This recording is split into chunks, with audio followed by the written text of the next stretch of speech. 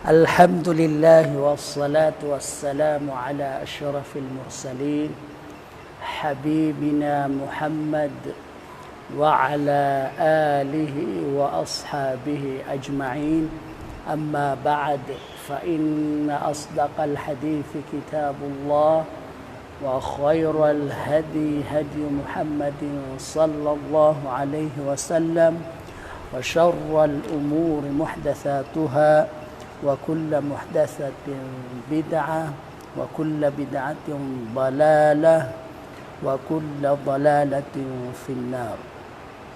Ayan, so aming mga minamahal na kapatid, magulang sa pananampalatayang Islam, tayo po ay nagpapatuloy tayo sa ating napakahusay at napakahalagang usapin patungkol po sa tama at totoo o tunay na pananampalataya kay Allah subhanahu wa ta'ala.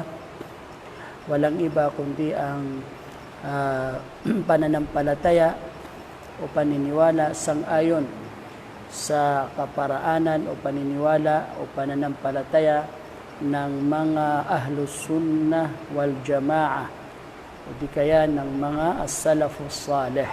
Ayan.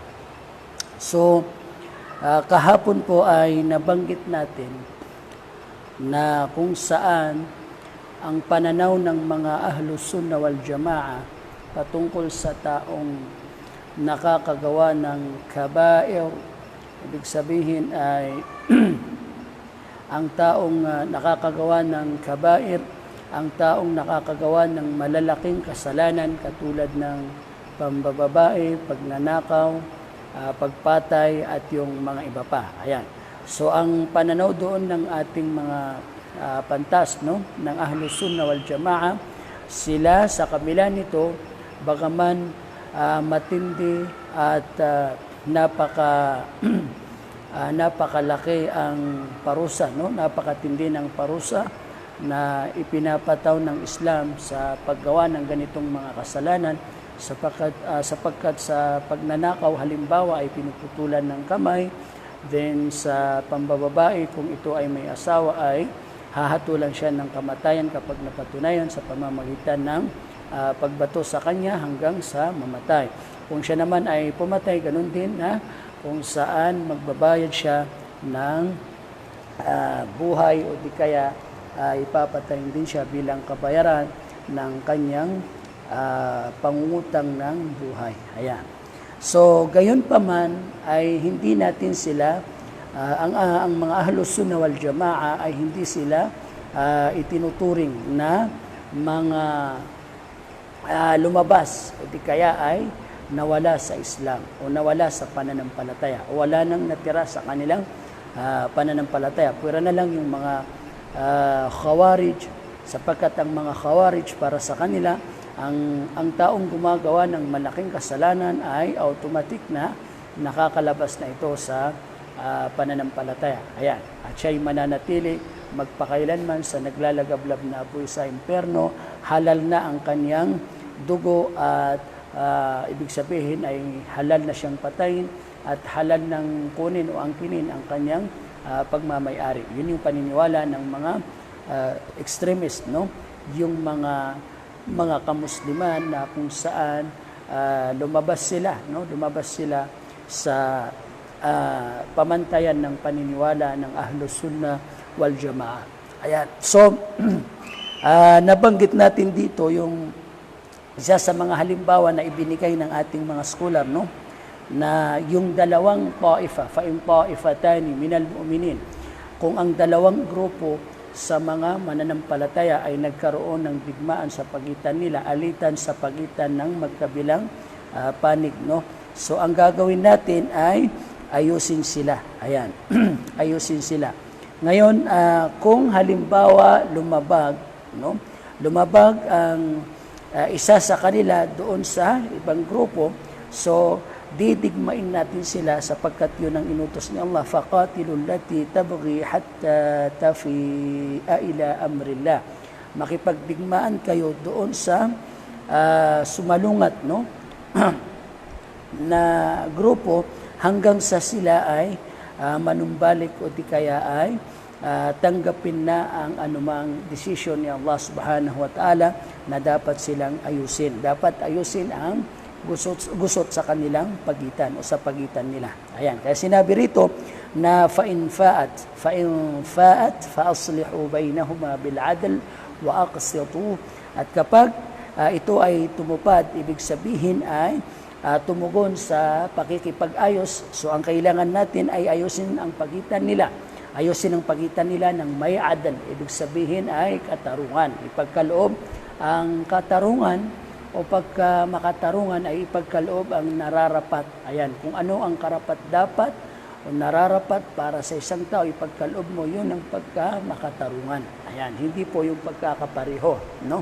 Kundi kung ano ang karapatan ng bawat isa ay ipagkaloob, ibigay sa kanya, yun ang tinatawag na pagka-makatarungan. Halimbawa, kung damit, kung ang kanyang size, halimbawa, no, ay large, halimbawa, dalawang babae, halimbawa, may dalawa kang asawa, no, na bibilihan mo sila ng damit.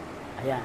So, ang pagka-makatarungan doon, ang adal sa pagitan nila, ay bibilihan mo sila ng damit sang-ayon sa nararapat sa bawat isa sa kanila. For example, kung ang pagdating sa size, laki ng damit, kung ang isang asawa mo ay malaki, so large or extra large ang dapat mong bilhin sa kanya.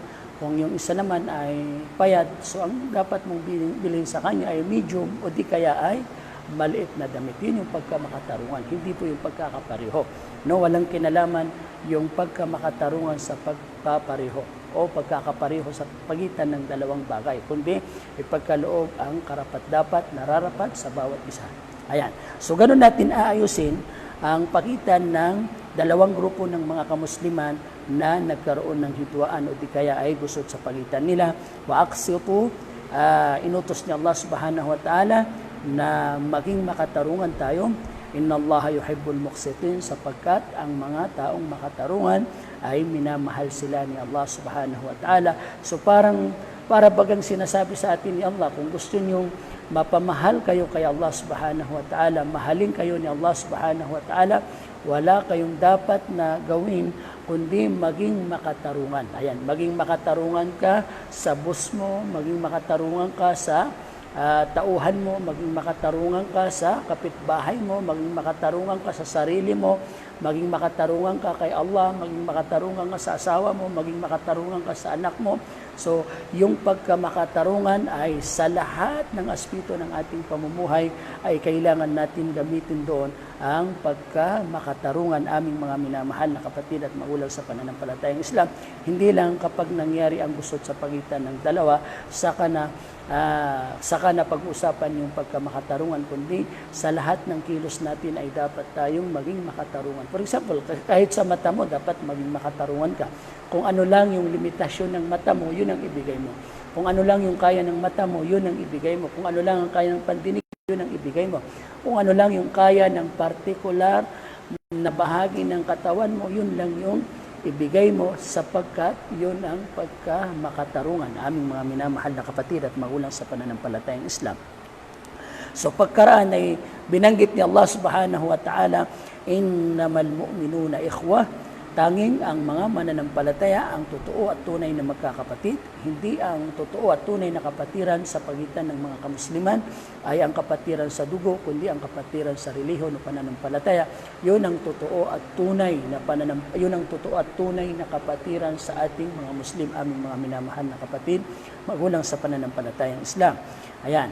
Kaya fa-aslihu bayna akhawaykum, ayusin niyo ang gusot sa pagitan ng dalawang magkapatid, dalawang kapatiran niyo na mayroong gusot sa kanilang dalawa. So, ito ay obligado sapagkat fi'lu amr, ibig sabihin na imperative verb. Inuutusan tayo ni Allah subhanahu wa ta'ala kapag may alam kang gusot sa pagitan ng dalawa mong kapatid o dalawang kapatid sa pananampalataya at hindi ka gumawa ng paraan na para maayos yung pagitan nila, nagkakasala ka. Hindi lang silang dalawa ang nagkakasala, kundi maging ikaw na alam mo na mayroong gusot na namamagitan sa pagitan nilang dalawa at hindi ka gumawa ng paraan kasi inutos ito sa bawat isa sa atin. Inutos ito sa atin lahat. na ayusin sa abot ng ating makakaya ang gusot sa pagitan ng ating dalawang kapatid o dalawang grupo ng mga kamusliman na nagkaroon ng hidwaan o di kaya gusot sa kanilang pagitan. Ayan. So dahil tanging tayong mga mananampalataya ang totoo at tunay na magkakapatid, aming mga minamahal na kapatid at magulang sa pananampalatayang Islam. So ito po yung dalil na kung saan fahatani ta'ifatani minal mu'minina qatatalu, itong dalawang grupo ng mga kamusliman na nagkaroon ng digmaan sa pagitan nila, wa hamala silahu ba'duhum ala ba'd, na kung saan tinutukan ng sandata ng ilan sa kanila ang ilan, ibig sabihin nagtutukan sila ng sandata o nagkaroon ng sabihin nating barilan, for example, sa pagitan nila, digmaan sa pagitan nila, wa qitalul mu'mini lil mu'mini kufrun. Tandaan natin, no, yung pakikipagdigma o di kaya ay pakikipag-away sa mananampalataya sa kapwa mo mananampalataya, ito ay kawalan ng pananampalataya. Ibig sabihin, paglabas ito sa pananampalataya. Wa ma hadha qala Allah Ta'ala ba'da an amara bis-sulh bainahuma lit-ta'ifati thalithati allati lam tadkhul al-qital. Gayunpaman, sinabi ni Allah Subhanahu wa Ta'ala ang kataas-taasan pagkaraan niyang iutos ang pag-aayos sa pagitan nila, pagitan ng dalawang grupong ito, no? Na inutos ni Allah Subhanahu wa Ta'ala, gayunpaman na qala Allah Ta'ala, sinabi ni Allah Subhanahu wa Ta'ala pagkaraan niyang iutos ang pag-aayos sa pagitan ng dalawang grupong ito na para sa, sinabi niya para sa ikatlong, ibig sabihin third party, para sa ikatlong grupo. Dalawang grupo, mayroong third party na mamamagitan na hindi pumasok, hindi sumali sa gulo. So sinabihan sila ni Allah Subhanahu wa Ta'ala na ayusin yung gusot sa pagitan nila, at kung sino man sa dalawa ang ayaw tumugon sa pakikipag-ayos ay tutulungan yung tutugon para digmain yung ayaw na sumunod. Yun ang utos ni Allah Subhanahu wa Ta'ala. Fa in bagat ihdahuma 'ala al-ukhra, kapag ang isang grupo sa dalawang grupo na inaayos natin ay bagat, ibig sabihin ay sumalungat sa ibang grupo, sa isang grupo. So didigmain natin yung sumalungat hanggang sa siya ay tumugon sa kautusan ni Allah Subhanahu wa Ta'ala, at kapag siya tumugon, sila'y tumugon, ayusin natin ang pagitan nila na may makatarungan, maging makatarungan kayo, katotohanan siya Allah, minamahal niya ang mga taong makatarungan sa kanilang dealing o di kaya sa kanilang pakikisalamuha. Ayan. Tanging ang mga mananampalataya ang silang magkakapatid. So, dito, فَجَعَلَ اللَّهُ تَعَالَى الطَّائِفَةَ الْمُصْلِحَةَ لِلطَّائِفَتَيْنِ المقتتلتين. So, dito, yung ikatlong parte na musliha, فَجَعَلَ اللَّهُ تَعَالَى الطَّائِفَةُ الْمُصْلِحَةَ, itong ikatlong parte na nag-ayos o nagsusumikap na maayos yung gusot sa pagitan ng dalawang magkapatid na ito, ay ginawa silang kapatiran ni Allah Subhanahu wa Ta'ala. Ginawa sila ni Allah na kapatiran ng dalawang grupo na nagpapatayan. So, ibig sabihin, the mere fact na binanggit ni Allah Subhanahu wa Ta'ala ang kapatiran sa pagitan ng dalawang grupo na nagkakaroon ng digmaan o hidwaan sa pagitan nila. Kapatid sila ng grupong lumagay sa gitna na umayos sa pagitan nila, din kapatid din nila yung kabilang grupo. In other words, sila yung magkakapatid. Ginawa sila ni Allah Subhanahu wa Ta'ala na ikhwa. Dahil doon, ito ay nangahulugan na hindi lumabas sa pananampalataya ang isang taong nakakagawa ng malaking kasalanan. Tandaan natin yan.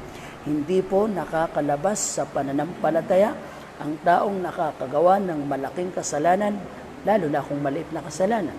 Malaki man ito o maliit ay hindi nakakalabas sa pananampalataya batay sa Quran at batay din sa pananaw ng mga as-salafus salih sa pangunguna ng ating mahal na propeta Muhammad sallallahu alaihi wasallam. Wa ala hadha fa fil ayati dalilun ala anna al-kaba'ir la tukhriju min al-iman. Sa ayat na ito na nabanggit natin, no, ay mayroong batayan na nagpapatunay o nagpapahiwatig na ang taong nakakagawa ng malalaking kasalanan, wag lang yung malaking kasalanang nagpapalabas sa Islam. Wag lang yung malaking kasalanan na nagpapalabas sa Islam. Inuulit natin, wag lang yung malaking kasalanan na nagpapalabas sa Islam. Tulad ng Shirkul Akbar. Ang Shirkul Akbar, ang malaking pagtatambal, nagpapalabas ito sa relihiyon. Ang nifaq al-i'tiqadi, ang nifaq na may kinalaman sa paniniwala, nagpapalabas ito sa Islam. At yung tawag dito, yung ikalawang kufr. Ayan, mayroon ding fisq. Na minsan yung fisq at saka yung kufr, paglabas sa pananampalataya, ay sa ibang pagkakataon tinatawag din ito na fisq. Ayan. O yung kufr, pareho lang. Na mayroong uri nito na nagpapalabas sa pananampalataya. So, kapag yun ang nagawa ng tao, saka na sasabihin ng mga Ahlus Sunnah wal Jamaa, batay sa Quran at sa Hadith at sa pananaw ng mga Ahlus Sunnah wal Jamaa, siya ay lumabas sa pananampalataya. Ibig sabihin na hindi na siya mananampalataya, hindi na siya Muslim. Ayan. Pero kung hindi naman nagpapalabas sa pananampalataya ang kanyang nagawang kasalanan tulad ng pagpatay, tulad ng pagnanakaw, tulad ng pang-aapi, ayan, dhulm, tulad ng pambababae at yung iba pa, hindi ito nagpapalabas sa Islam kahit pa napakatindi ng pagpaparusa kahit pa napakatindi ng parusa na ipinapataw ng Islam sa mga taong gumagawa nito. Ayan. Wala hada, dahil dito, law marartu bi sahibi kabira, kung, sabi niya, sa paliwanag ng ating buting Sheikh Ibn Uthaymin, sabi niya, batay dito, kung mayroon akong makatagpo, di kaya mayroon akong madaanan, mayroon akong masalubong na Muslim na gumagawa ng malaking kasalanan, sabi natin gumagawa ng riba. Ayan, gumagawa ng, pakinggan po natin ito, mga minamahal na kapatid at magulang sa pananampalatayang Islam, kasi ito din po yung sagot doon sa tanong na, yun bang taong gumagawa ng malaking kasalanan, umiinom ng alak, nagririba, for example, nagnanakaw, at yung iba pang mga kasalanan, no? Not necessarily banggitin natin dito. Kung ang tao ay natuklasan kong gumagawa ng malaking kasalanan at nakasalubong ko sa daanan, pwede ko bang ibigay ang salam? So ito po yung sagot ng ating butihing Sheikh, no? Sabi niya, kung mayroon akong madaanan, ayan, kung may madaanan ako na taong gumagawa ng malaking kasalanan, for example, nakasalubong mo sa daan yung taong alam mo na gawain niya ang uminom ng alak, gawain niya ang pambababae, gawain niya na nagpapautang na may tubo, ayan, riba. So kung nakasalubong mo yung tao na yun, no, sa kabila nito na gumagawa siya ng malaking kasalanan, anong sabi ni Sheikh Al-Uthaymin? Fa inni usallimu alayhi. Katotohanan, bibigay ko sa kanya yung salam. Ibig sabihin, mag-greet ako sa kanya. Assalamu alaikum. Ayan, tingnan nyo. Magbibigay ka ng salam. Kailangan mong isalam yung kapatid mong kahit pa gumagawa ng malaking kasalanan. Kaya kailangan mong ibigay ang salam. Halimbawa, alam mong umiinom ng alak. Hindi sa panahon na umiinom siya ng alak, nagkasalubong kayo. Halimbawa, alam mong ginagawa niya yung ganon, tapos nagkasalubong kayo, so, pwede mong ibigay, hindi lang pwede, karapatan niya yun, na ibigay mo sa kanya ang salam. Assalamu alaikum. Ayan. Lianna an-nabiy sallallahu alaihi wasallam ذكر من حقوق المسلم على المسلم فإذا لقيته فسلم عليه. So, sapagkat sabi niya, ang ating mahal na propeta Muhammad sallallahu alaihi wasallam ay nabanggit niya na kabilang sa mga karapatan ng Muslim sa kanyang kapwa Muslim, kapag nakita mo siya o kapag nagtagpo kayo o di kaya ay nakasalubong mo siya sa daanan, no? Ay fasallim alayhi, kailangan mong ibigay yung salam. Assalamu alaikum. Ang mas mainam pa, ang utos pa nga ni Allah subhanahu wa ta'ala ay fahayyu bi ahsani minha. Ibig sabihin, tumugon kayo ng salam na mas mainam kaysa doon sa kanyang ibinigay na salam o pagbati. Mas mainam. At least, ang maibigay mo ay katulad ng kanyang ibinigay na pagbati. Ayan. So, mas mainam kung halimbawa, babatiin mo siya ng ganap, kumpleto, 30 hasana. Assalamu alaikum wa rahmatullahi wa barakatuh. O di kaya siyang nagsalam sa'yo. Assalamu alaikum wa rahmatullah. O di kaya assalamu alaikum. Din kumpletuhin mo ito. At least, ibigay mo, ibalik mo yung salam katulad ng kanyang pagkakabigay sa'yo. Ayan. So, kailangan mong gawin yun sa kapatiran mong Muslim kahit pa gumagawa ng malaking kasalanan na hindi naman nagpapalabas sa Islam. Ayan. So, paano pa kaya? Paano pa kaya yung taong hindi umiinom ng alak? Paano pa kaya yung taong hindi nambababae? Paano pa kaya yung taong nagsasala, no? Hindi naman nagre-riba, no? Yung taong at yung mga iba pa na maaring description ng kapatid mong Muslim o kapatid mong mananampalataya, no? So kung pinahintulutan ang isang taong gumagawa ng malaking kasalanan sa halip Muslim pa rin siya at kailangan ibigay sa kanya yung kanyang karapatan na ibigay yung salam, paano pa kaya yung taong hindi gumagawa nito kundi mayroon lang kayong hindi pinagkakasunduan na pananaw sa pananampalataya. So mas lalong dapat mong ibigay ang salam sa kanya. Ayan, salam sa kanya. Although yung mga khilaf ng mga ulama, nariyan, no? Nariyan yung mga khilaf ng mga ulama, hindi natin itinatanggi na nandyan yung magkakaibang pananaw ng ating mga scholar, pero ang tinitingnan natin yung al-aslah, kung ano ang mas mainam, maging sa da'wa, no? Sa usulud da'wa ay tinitingnan yung tinatawag na al-maslaha wal mafsada. Al-maslaha wal mafsada. Ibig sabihin, kung sasabihin mo ang tama at ang ibubunga nito ay kabaliktaran, hindi maslaha, kundi mafsada, sa pagkakataon na yun ay hindi na tama yung sasabihin mo. Hindi tamang pag-uutos ng kabutihan ang bagay na nagbubunga ng kasamaan. Ayan. So, hindi rin tama na pagbabawal ng kasamaan ang bagay na ipinagbawal mo kahit pa masama na nagbunga naman ito ng mas higit pa na kasamaan. Ayan. So, dapat mga bagay na dapat natin ito pinapansin o iniisip maigi, no? Pinag-iisipan maigi sapagkat malalim po, no? Malalim ang Islam, malalim ang hikmah ni Allah subhanahu wa ta'ala. Biruin nyo, mayroong tao na ipinasunog yung kanyang sarili, sinabi niya, ibinili niya sa kanyang mga anak, nabanggit ito ng ating mga sheikh, ng ating mga ulama, na binanggit ito ni Propeta Muhammad sallallahu alaihi wasallam sa isang hadith, na kung saan, dahil sa kanyang takot, no? At wala siyang mukhang ihaharap kay Allah dahil naging makasalanan siya, so ibinili niya sa kanyang mga anak na pag sinamatay ay sunugin siya, tapos yung kanyang abo ay ihagis sa dagat, isama sa hangin. Then sa araw ng paghukom, in short, ay sa uutusan ni Allah subhanahu wa ta'ala yung dagat na kung ano yung bahagi ng abo na natapon sa kanya, ilabas niya.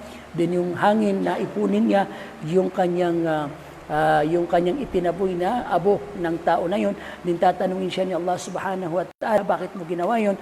Din sasabihin niya, dahil sa takot ko sa iyo. So ayon sa hadith, pinatawad siya ni Allah at pinapasok sa paraiso dahil lang sa kanyang pangamba na kaya niyang nagawa yon. Nakagawa siya ng karumal-dumal na kasalanan. Kasi karumal-dumal ang pagsunog sa katawan, no? Pero dahil sa nagawa niya yon at may pangamba siya, na nandun yung pangamba niya na wala siyang mukhang ihaharap kay Allah, nabaliktad yung kasamaan na yon ng kabutihan.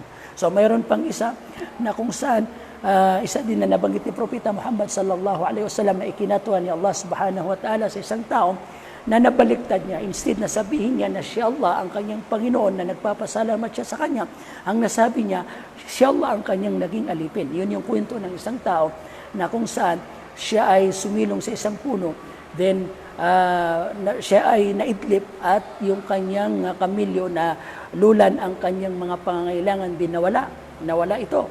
So pagkagising niya nawala hanggang sa nagdesisyon siya na ito na ang katapusan ko. Then inantay niya yung kamatayan, then sa kanyang pag-aantay nakaidlip ulit, mamayat maya ay nagising at nandyan na sa kanyang harapan yung tawag dito, yung kanyang kamilyon na nawawala. So, yung kanyang pagkatwa, nabaliktad yung sasabihin niya. Ang nasabi niya ay, Allahumma anta abdi. Ibig sabihin, O Allah, na ikaw na aking alipin. Nabaliktad niya, na pupurihin niya siya Allah subhanahu wa ta'ala, na ang kapurihan ay para lamang kay Allah subhanahu wa ta'ala na aking Panginoon. So ang nasabi niya ay ang kapurihan ay para kay Allah na aking alipin. So biruin nyo, ikinatuan ni Allah subhanahu wa ta'ala yung kanyang nasabi kahit pang mali at kahit karumal-dumal na kasalanan niya, napakalaking shirk yun. Pero dahil sa kanyang nagawa, aming mga minamahal, dahil ito ay nagawa niya na hindi niya namamalayan. Ibig sabihin, sa kanyang pananaw, akala niya tama yung kanyang nasabi. So, ikinatwa pa ni Allah subhanahu wa ta'ala yung karumal-dumal na nagawa niyang kasalanan. Pero inyo, aming mga minamahal na kapatid at magulang sa pananampalatayang Islam. Kaya dapat maging laliman natin yung pag-unawa, wag yung emosyon, no? Wag nating hayaan na nadadaig tayo ng ating emosyon. Hayaan natin na ang manaig sa atin ay ang ating pag-unawa, sang-ayon sa Quran at sa Hadith, no? Sang-ayon sa Sunnah ni Propeta Muhammad sallallahu alaihi wasallam kung paano niya pinakitunguhan ng mga tao, paano pinakitunguhan ng mga sahaba ang mga tao, paano pinakitunguhan ng mga tabi'un ng mga tao. Aming mga minamahal na kapatid at magulang sa pananampalatayang Islam na kung saan sa napakahusay na akhlaq o di kaya ay magandang kalooban. Kung ang tayo nga inutusan tayo ni Allah subhanahu wa ta'ala, inutusan tayo ni Propeta Muhammad sallallahu alaihi wasallam na wa khaliqin nasa bi khuluqin hasan. Ibig sabihin magtaglay ka ng magandang pag-uugali sa mga tao. Magtaglay ka ng magandang pag-uugali sa mga tao. Kahit pa ang bara, ibig sabihin ang pagkamuhi at ang pangangaway o di kaya ay pagkakagalit, pagkapuot, ay dapat ginagamit ito ng isang Muslim sa hindi mananampalataya. Pero hindi ito literal, kundi sa puso lang. Sa halip, sa panlabas na anyo ay napakahusay yung magandang pag-uugali na dapat mong ipakita sa mga hindi mananampalataya hanggat ma-appreciate nila yung gandang pag-uugali na mayroon sa isang Muslim. Ud'u ila Allah wa antum samitun. No? Isa sa pagkakabanggit na binabanggit ng mga salaf, kung di ako nagkakamali, si Umar ibn al-Khattab radiyallahu an, nabanggit niya na iparating nyo, imbitahan nyo ang mga tao kay Allah subhanahu wa ta'ala sa paraan na kayo ay mga tahimik. So sabi ng mga sahaba, paano namin gagawin yun? Paano namin gagawin yung iniimbitahan namin ang mga tao patungo kay Allah subhanahu wa ta'ala habang kami ay mga samitun, ibig sabihin ay tahimik. Sabi niya, bi akhlaqikum, sa pamamagitan ng inyong mga pag-uugali. Aming mga minamahal na kapatid at magulang sa pananampalatayang Islam. Ayan, so kailangan natin yun. So biruin nyo, yung mga may malalaking kasalanan na nagagawa, kailangan pa rin natin ibigay yung salam. Ayan. Wa hadha ar-rajulu ma zala musliman. Itong taong nakakagawa ng malaking kasalanan ay nananatili siyang Muslim. Fa usallimu alayhi, kaya magbibigay ako ng salam, sabi ni Sheikh, illa idha kana fi hijrihi maslaha, maliban kung ang taong ito ay kung tatalikuran ko siya, ibig sabihin ay puputulin ko muna pansamantala yung ugnayan ko sa kanya, itatakol ko muna siya sa kadahilanan na yun ang nakita ko na maaring mag-ayos, no? O di kaya sa pamamagitan nito ay matatauhan siya. Yan. So tingnan natin, gagamitin mo ito kung nakita mo na yun ang maslaha. Halimbawa, minsan kasi yung asawa mo, para matauhan siya, hindi mo siya papansinin. Hindi mo siya kakausapin, hindi mo siya tatabihan sa higaan, di ba? O di kaya yung anak mo, hindi mo siya papansinin, no? Hindi mo siya tatawagin. So, sa pamamagitan nun, kung nakikita mo na yun yung paraan para matauhan, so kailangan mong gawin yun. Kailangan mong gawin yun. No? Fahinaydin ahjuruhu li maslahatin, ibig sabihin, dahil doon tatalikuran ko siya Ibig sabihin ay didistansya muna ako sa kanya, sa tao na yun.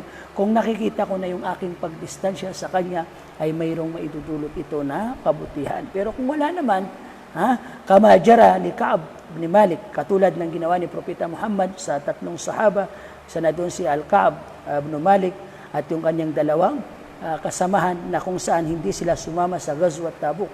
Kaya naman nung hindi sila sumama sa Ghazwat Tabuk, ang ginawa ni Propeta Muhammad sallallahu alaihi wasallam ay itinakwil sila o hijrah. Ibig sabihin ay tinalikuran sila ni Propeta Muhammad sallallahu alaihi wasallam at hindi sila pinapansin. So, tinuturuan lang sila ng leksyon. Tinuturuan lang sila ng leksyon hanggang sa matauhan sila. Hanggang sa matauhan sila at patawarin din sila ni Allah subhanahu wa ta'ala sa kanilang nagawang kasalanan. Ayan. So, fahajarahumul muslimuna 50 laylatan hatta taba Allahu alaihim. Ibig sabihin, itinakwil sila, tinalikuran sila, dumistansya ang mga kamusliman, mga sahaba sa 3 sahaba na yon na hindi nakasama o ibig sabihin nagpaiwan sa Ghazwat Tabuk. So tinalikuran sila ng mga Muslim o mga sahaba sa pangunguna ng ating mahal na Propeta Muhammad sallallahu alaihi wasallam sa loob ng 50. Yan, 50 gabi. Hanggang sa patawarin sila ni Allah subhanahu wa ta'ala. Ayan, hanggang sa patawarin sila ni Allah subhanahu wa ta'ala. So yun, pwedeng gawin natin yun. Pero hindi habang buhay. Hindi habang buhay. Kundi titingnan natin kung ito bang gagawin ko na pagdistansya sa kanya, hindi siya papansinin para turuan ng leksyon. Ito ba yung may kabuluhan? So kung nakita mong may kabuluhan, gawin mo. Pero kung hindi mo nakita na may kabuluhan o di kaya nagawa mo pero walang kabuluhan, ibahin mo aking mahal na kapatid, no, magulang sa pananampalatayang Islam, ang diskarte mo, no, kasi hindi na effective, no, hindi na muathir yung ganong diskarte. Alalahanin mo, hindi maaring talikuran o hindi maaring itatwa o di kaya talikuran, itakwil ang kapatid mong mananampalataya. Pag nagkasalubong kayo, kailangan mong ibigay ang kanyang salam kahit pa siya nakakagawa ng malaking kasalanan. Pero ang nakakapagtaka, paano kung yun ngang nakakagawa ng malaking kasalanan, ay karapatan nila sa atin ay ibigay yung salam, paano pa kaya yung hindi nakakagawa nito? Mas lalong karapatan nila, aming mga minamahal na kapatid at magulang sa pananampalatayang Islam. Wahal nuhibbuhu ala sabilil itlaq o nakrahu ala sabilil itlaq. Ibig sabihin, mamahalin ba natin sila? Mamahalin ba natin sila ng ganap na pagmamahal o kamumuhian ba natin sila ng ganap na pagkamuhi? So sabi ng ating Sheikh, naqul la hadha wa la dhak, la hadha wa la hadha. Ibig sabihin, hindi natin sila mamahalin ng ganap at hindi rin natin sila kamumuhian ng ganap. Yung taong nakakagawa ng malaking kasalanan, hindi natin sila mamahalin ng ganap at hindi rin natin sila kamumuhian ng ganap. Ayan. Nuhibbuhu bima ma'ahu min al-iman. So, mamahalin natin sila batay sa kung ano ang tinataglay nila sa iman. Kung ano ang tinataglay nila sa iman. For example, nagsasala pero nang bababae. So, yung kanyang pagsasala, minamahal natin siya doon. O di kaya, nagririba, tapos nagbibigay ng zakat. Yung pagbibigay niya ng zakat, minamahal natin sa kanya yon, no? Minamahal natin si Allah subhanahu wa ta'ala, minamahal natin yung tao na yung sa kanyang pagbibigay ng zakat, pero ayaw natin, kinamumuhian natin sa kabilang banda dahil sa kanyang dahil sa kanyang paggawa ng riba. Ayan. Kahit di natin pwedeng itakwil ang gumagawa ng riba. No? Tingnan mo kung mayroon siyang nagagawa sa kanyang pananampalataya. Mahalin mo siya batay doon sa nagagawa niya sa pananampalataya. Then kamuhian mo siya batay doon sa nagagawa niyang kasalanan. Aming mga minamahal na kapatid at magulang sa pananampalatayang Islam. Wa nakrahuhu bima ma'ahu minal ma'asi. Kamumuhian natin siya batay sa kung ano ang mayroon sa kanya sa mga kasalanan. Wa hadha huwal adl. O tingnan niyo, ito raw ang pagkamakatarungan. Ano ang pagkamakatarungan? Kung ano ang nagagawa niyang mali, kamuhian mo yun.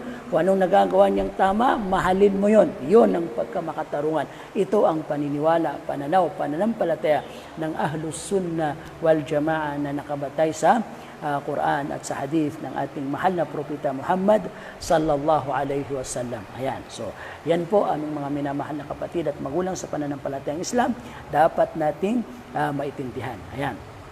So, wala sinasabi niya rito bilang pagpapatuloy ay hindi nila la yaslabuna al-fasiq al-milli al-islam bil-kulliyah. Ang mga ahlus sunnah wal jamaa ay hindi nila tinatanggal, ayan, sa taong makasalanan na inuugnay pa niya ang kanyang sarili sa relihiyon. Ibig sabihin, Muslim ako kahit pa halimbawa ay si Pulan. Muslim ako, sinasabi niya, pero nambababae. Muslim ako, pero nagnanakaw. Muslim ako, pero nangaangkin. Muslim ako, pero gumagawa ng giba. Muslim ako, pero nagpapakitang tao. At yung mga iba pa. So, since siya ay Muslim at nandun pa yung bakas ng pananampalataya sa kanya, no? Hindi natin tatanggalin sa kanya ng buo yung Islam. Ayan. La yaslubuna al-fasiq al-milli al-islam bil-kulliyah. Hindi nila tinatanggal ng buo yung Islam sa taong nakaugnay pa sa relihiyon kahit pa siya ay makasalanan. So, al-fasiq, ang tinatawag na fasiq, siya yung lumabas sa pagsunod sa utos ni Allah subhanahu wa ta'ala. Ibig sabihin, hindi na siya sumusunod sa utos ni Allah subhanahu wa ta'ala. Ito ay napag-usapan natin nung nakaraan na dalawang uri ang fasiq, no? Ang fisq. Yang qasimu ila fisqin akbar, mukhrij anil Islam. Mayroong fisq na malaki na nagpapalabas sa Islam. Katulad ng sinabi ni Allah subhanahu wa ta'ala, wa amman ladhina fasaqu fama'wahumun nar. Silang mga lumabas sa pagsunod ni Allah, ito yung tinutukoy dito ay ang lumabas na mismo sa Islam. Lumabas na mismo sa Islam. So ang kanilang magiging kahihinatnan ay ang naglalagablab na apoy sa imperno. Wa fisqun asghar, at ang maliit na fisq o paglabas sa pagsunod sa utos ni Allah subhanahu wa ta'ala, laysa mukhrijan anil Islam, hindi po ito nagpapalabas sa Islam, aming mga minamahal na kapatid at magulang sa pananampalatayang Islam. Katulad ng sinabi ni Allah subhanahu wa ta'ala, a'udhu billahi minash shaitanir rajim, ya ayyuhalladhina amanu in ja'akum fasiqun binaba'in fatabayyanu an tusibu qauman bijahalah. Ayan, sabi ng Allah subhanahu wa ta'ala, o kayong mga sumampalataya, kapag may dumatal sa inyo o may dumating sa inyo na fasiq, itong fasiq na ito ay lumabas sa pagsunod sa utos ni Allah. Ibig sabihin, hindi siya relihiyoso, makasalanang tao. Kung mayroon siyang daladalang balita, ayan, kung siya ang may dala ng balita. Kaya dito, tinuruan tayo ni Allah, kung ang nagkukwento, kung ang may dala ng balita ay makasalanan, huwag natin kaagad-agad paniniwalaan. Hindi makatarungan yon. Kailangan natin tingnan kung ano ang background ng may dala ng balitang ito. Kaya nga sa hadith, nagkaroon ng mustalahul hadith, no? Ilmu usulil hadith. Dahil nga sa kailangan natin na malaman sa pamamagitan ng kaalaman ng mustalahul hadith ay napag-aaralan natin yung mga rijal, ano ang kanilang yung sa sanad, no? Ito bang mga tao na nagulat ng hadith na ito ay mapagkakatiwalaan, no? So tinitingnan yung amana, tinitingnan yung pagtitiwala o yung pagkamakatarungan kung tinataglay ng isang taong nag-uulat ng isang mensahe o di kaya ay naghahatid ng isang hadith. Kaya nga kapag ang isang tao na found out o di kaya ay nalaman ng mga scholar ng hadith na ito ay hindi mapagkakatiwalaan, so hindi tinatanggap yung kanyang hadith, nagiging yung kanyang hadith ay nagiging mawdu, di kaya ay daif yung kanyang hadith. Ayan. So kapag ang isang taong makasalanan dumating at may dalang mensahe, may dalang balita, so wag natin kaagad paniniwalaan ito. Fatabayyanu, kailangan natin alamin ang katotohanan patungkol doon sa kanyang sinasabi. Malay natin ay mayroon lang siyang sinisiraan, malay natin ay wala namang batayan o hindi naman talaga tama yung kanyang sinasabi o ibinabalita. Malay natin ay gusto lang maghasig ng gusot o di kaya ng kaguluhan sa pagitan natin o sa pagitan ng mga kamusliman. So para antusibu qauman bijhala, para naman hindi nyo maakusahan ang mga tao sa pamamagitan ng kawalan ng kaalaman, para hindi tayo makapang-akusa. So ito po, diinan natin ito. Aming mga minamahal na kapatid at magulang sa pananampalatayang Islam, huwag po tayo kaagad-agad naniniwala sa mga balita hanggat hindi natin ito na-confirm. Hanggat hindi natin na-confirm o di kaya ay na-clarify o naklaro kung ano ang totoo, no? Ano ang totoo patungkol sa isang balita, kailangan natin magawa yon. Hanggat hindi pa natin nagagawa yon, ay hindi tayo po pwedeng maghusga. Hindi tayo po pwedeng maghusga dahil pagsisisihan natin, no? Kapag nalaman natin na hindi pala yun ang totoo. So dapat maging maingat tayo sa pagtitiwala o sa pagtanggap ng anumang balita. Halimbawa, mayroong nagsabi na ikaw ay kinukwento ng kaibigan mo ng ganito, tapos tingnan mo maigi yung nagsabi nito. Tingnan mo yung naghahatid ng mensaheng ito o naghahatid ng balitang ito sa'yo, kung siya ba ay mapagkakatiwalaan. Kung makasalanan siya, so hindi mo pwedeng paniwalaan ito kaagad, kailangan i-clarify mo. So tingnan nyo, kahit pa makasalanan, hindi naman sinabi ni Allah na huwag nating tanggapin yung sinasabi niya. Kundi binigyan siya ng pagkakataon kasi mayroong tao na kahit pa makasalanan, nagsasabi din ng totoo. Wala lang tayong tiwala sa kanya. Pero hindi ibig sabihin na wala siyang sinasabing tama. No? Kahit yung pinakamasamang tao may nasasabing totoo. Ayan. So, ang kailangan natin pag dumating sa atin yung balita, dapat natin i-clarify, klaruhin kung tama ba ito o hindi. Kahit pa itong naghatid sa atin ng balitang ito ay hindi mapagkakatiwalaan o di kaya ay makasalanang tao. Ayan, aming mga minamahal na kapatid at magulang sa pananampalatayang Islam. Yan po yung tamang pakikisalamuha o di kaya tamang pag-react, no, sa kung anumang balita na maaring dumating sa atin. Wal fasiqu alladhi la yakhruju min al-islam huwa al-fasiq al-milli. So, ang fasiq na lumabas, ibig sabihin ang taong lumabas sa pagsunod sa utos ni Allah na hindi naman nakakalabas sa Islam, ay ito yung uring fasiq na milli. Ibig sabihin ng milli ay inuugnay pa rin niya yung kanyang sarili sa Islam. Inuugnay pa rin niya yung kanyang sarili sa Islam. Yung taong inuugnay pa rin niya ang kanyang sarili sa Islam, bagaman sa kabila nito ay gumagawa siya ng mga iba't ibang malalaking kasalanan, pag-inom ng alak, pambababae, pagririba at yung iba pa. So hanggat inuugnay pa niya ang kanyang sarili sa Islam, tinatanggap niyang gumagawa siya ng malaking kasalanan at nasa isip niyang magbalik loob din kay Allah subhanahu wa ta'ala, hindi po siya nakakalabas sa Islam. Wa huwa man fa'ala kabira o asarra ala saghira, siya yung taong gumawa ng malaking kasalanan o di kaya ay nagpatuloy sa paggawa ng maliliit na kasalanan. So ang tao na yon ay hindi siya nakakalabas sa Islam, solong na hindi nagpapalabas sa Islam yung kanyang nagagawang malaking kasalanan. Paulit-ulit natin sinasabi yun, baka ma-misinterpret natin, baka inisip natin lahat na lang ng malaking kasalanan hindi nagpapalabas sa Islam. Mayroon pong mga malalaking kasalanan na nagpapalabas sa Islam, kabilang na doon yung ating nabanggit. Kabilang na din doon sa mas mapapanaligan, no? Sa mas mapapanaligan, mapanghahawakan na pananaw ng ating mga scholar. Ang taong hindi nagsasala ay nakakalabas sa Islam. Batay sa Quran at sa Hadith, ayon sa paliwanag ng ating mga scholar, although mayroong khilaf sa pagitan nila, pero ang mas matindi, mas matimbang sa khilaf ng ating mga scholar ay nakakalabas ang taong ito sa Islam. Ayan. So, wag lang yung mga ganung tipo ang kasalanang nagagawa nila. Although, sa kabilang pananaw ng mga scholar, hindi pa rin siya nakakalabas sa Islam. Pero mas matimbang yung nakakalabas siya sa Islam. So, ang mangyayari doon sa tao na yun, halimbawa, kung ang pananaw mo ay nakalabas siya sa Islam dahil hindi siya nagsasala, so, ibig sabihin, hindi na siya kailangan isalam. hindi na siya kailangan Islam kasi yun ang pananaw mo. Wala na siya sa Islam. Lumabas na siya sa Islam.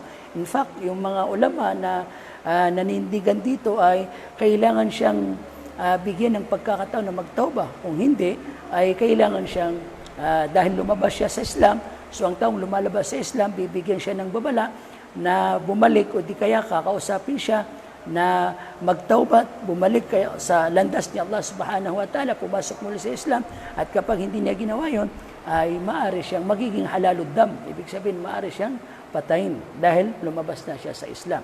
Sa mas mapapanaligan na pananaw ng ating mga scholar. Pero sa mga scholar naman na nagsasabi na hindi siya lumabas sa Islam, so kailangan pa rin natin silang Islam. Kailangan pa rin natin silang Islam at nire-respeto natin yung ganong pananaw aming mga minamahal na kapatid at magulang sa pananampalatayang Islam.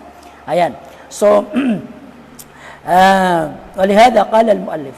Ayan, al-milli, ang tinatawag na milli, yun yung tao na al-muntasibu ila al-milla alladhi lam yakhruj minha, yung taong inuugnay pa rin niya ang kanyang sarili sa relihiyon at hindi niya sinabing lumabas siya doon.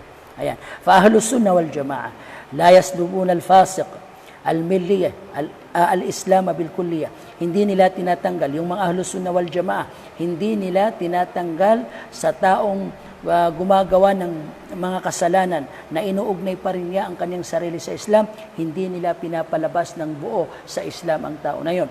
Fala yumkinu an yaqulu, hindi nila maaring sabihin na inna hadha laysa bimuslimin, hindi nila sinasabi na hindi ito Muslim, lakin yumkinu an yaqulu, kaya lang maaring sabihin nila inna hadha naqisul Islam o naqisul iman. So yun po ang sasabihin natin.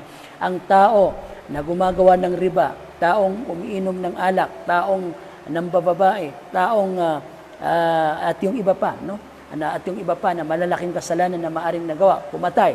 So ang mga taong ito, hindi natin sila sasabihin na ganap na mga Muslim, ganap na mananampalataya. Sa halip sasabihin natin sila, sasabihan natin sila, ituturing natin sila na itong mga ito ay ang kanilang pagka-Muslim ay kulang. Naqisul Islam. Ibig sabihin, hindi buo ang kanilang pagka-Muslim, hindi buo ang kanilang pananampalataya. Ayan.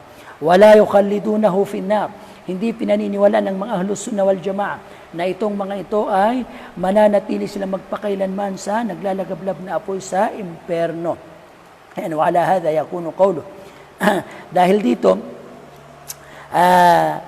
dito sa sinabing ito ni Sheikhul Islam na ipinaliwanag ni Uthaymin ay nagkaroon pa rin ng pagkukumpara sa pagitan ng paniniwala o pananaw ng mga Mu'tazila. Kasi nga, ang mga Mu'tazila sa kanilang pananaw ay sinasabi nila na li'anna al-Mu'tazilata yaslubuna al-Islam wa yaslubunahu al-Islam wa yukhallidunahu fi an-nar.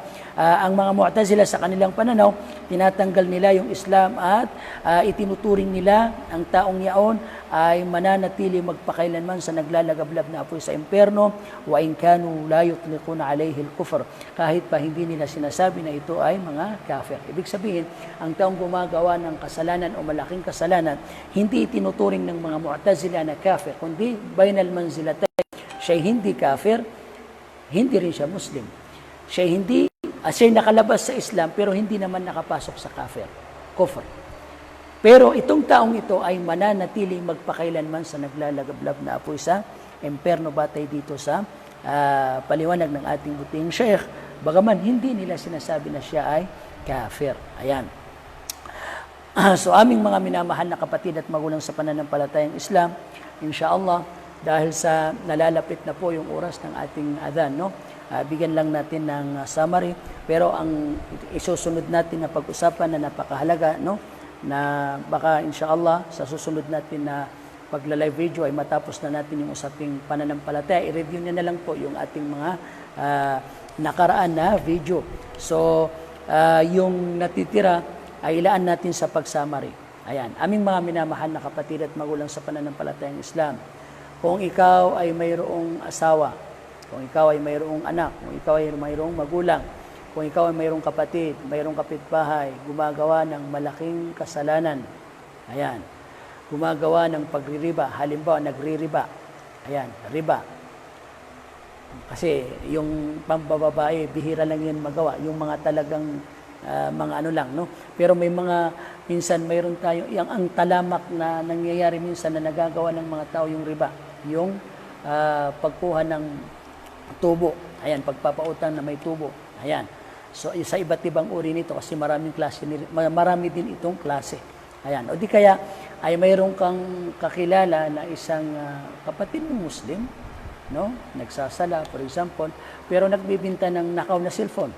Ayan. So, masama yun. Pag nanakaw yun, halimbawa, masama yun. So, aming mga minamahal na kapatid, hindi po siya labas sa Islam. Kailangan mo pa rin siyang bigyan ng salam. Pakitaan ng magandang pag-ugali. So, ang gagawin mo ay ganito. Kung mayroon siyang nagagawang mali, so kamuhian mo siya doon. Kung mayroon siyang nagagawang tama, din gustuhin mo siya doon. Ayan. So, inshallah, ang susunod na tatalakay natin, ano ang pagkakaiba ng mutlaqul iman at yung al-iman al-mutlaq. Mutlaqul iman at yung al-iman al-mutlaq. Kasi ang nawawala sa taong makasalanan yung al-iman al-mutlaq, pero nananatili sa kanya yung tinatawag na mutlaqul iman. So abangan nyo po, yun ang susunod na tatalakay natin inshallah. Nawa bigyan ni Allah subhanahu wa ta'ala ng baraka at nawa ay naging nalinaw natin, no, yung mga dapat na maging malinaw sa napakahalagang usapin na ito patungkol sa kung paano nga ba natin dapat na pinakikitunguhan ang ating mga mahal na kapatid sa kanilang pagiging mananampalataya o sa kanilang mga nagagawang kabutihan o pagsunod kay Allah, at kinamumuhian din natin sila sa kabilang banda sa kanilang mga nagagawang kasalanan, aming mga minamahal na kapatid at magulang sa pananampalatayang Islam. Subhanakallahumma wa bihamdik, nashhadu an la ilaha illa anta, nastaghfiruka wa natubu ilaik, birahmatika ya arhamar rahimin, walhamdulillahi rabbil alamin.